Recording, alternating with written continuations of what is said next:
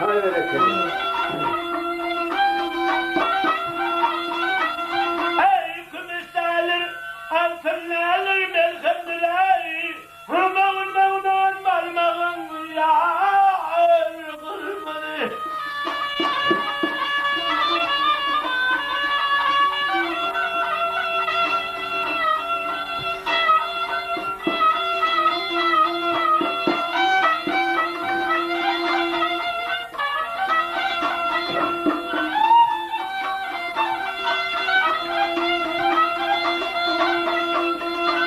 Ay, boyun senin kamçı bavulun derseni.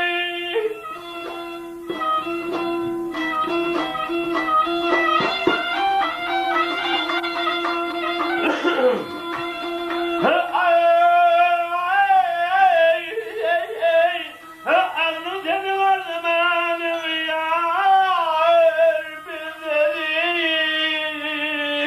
Hayır efendim.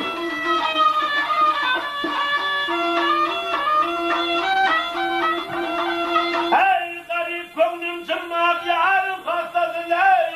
Lale kimin yanakların yar kırmızı.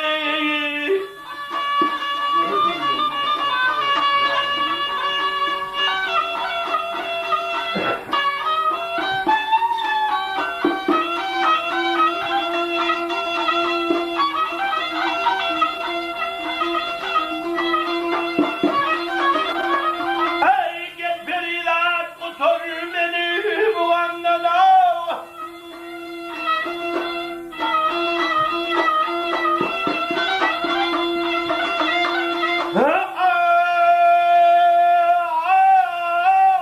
Ay aşer ne alır kar yar denir.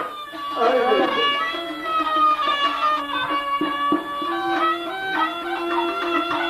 Hey yeni dağına sanasıyla nenay, yarım kalıyor dağlardayım. Ay kırmızı dağlar. Hey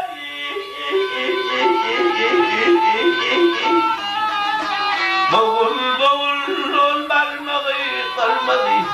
Lalekimin yanaklarında ay kırmızı. Ay kırmızı. Bahar kırmızı.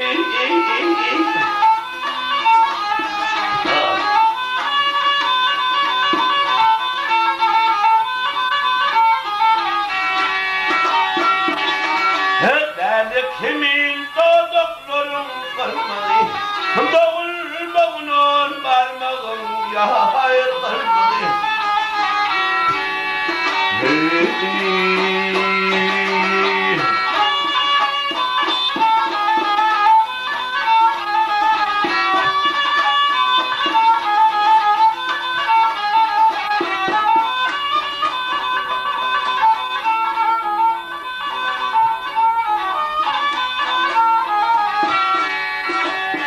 Erkeklerin yanaydılar diyor. Haydi bereketler.